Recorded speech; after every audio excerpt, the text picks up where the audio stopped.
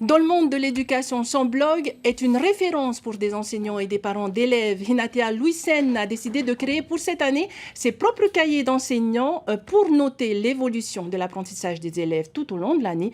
Son idée a séduit, de nombreuses commandes ont été passées. Le reportage de Thomas Chabrol. Elle met du cœur à l'ouvrage pour préparer la rentrée et retrouver ses élèves de CM2. Entre ses fiches de leçons et ses supports pédagogiques, il manquait à Hinatea des cahiers d'enseignants pour évaluer les apprentissages des élèves et organiser l'année scolaire.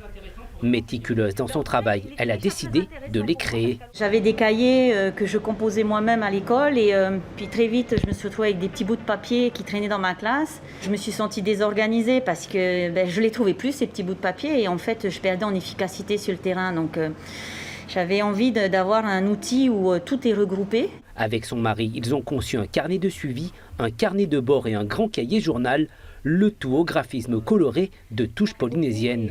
Dans le cahier de bord, elle a regroupé par exemple le calendrier scolaire, les durées et horaires des matières enseignées et d'autres pages utiles à la vie de l'école.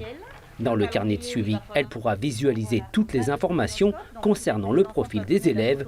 Vont-ils ou pas à la cantine? Ont-ils une assurance scolaire ou encore le droit photo? Surprise, en partageant la maquette sur son blog, elle constate que d'autres enseignants ont le même besoin. J'ai partagé sur ma page blog donc, tout le PDF. Et en proposant à ceux qui voulaient une impression professionnelle via imprimeur. Je ne pensais pas que ça y aurait autant de succès en fait, puisque je pensais avoir peut-être 10 personnes qui seraient intéressées. Et puis finalement, non, bien plus que ça. Le concept a séduit. Dès lundi, les carnets seront dans les cartables d'une centaine d'enseignants.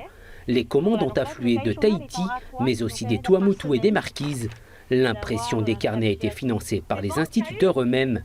Soucieuse de partager ses idées en ligne ou dans son école, Hinatea envisage déjà de renouveler l'expérience pour le second degré l'année prochaine.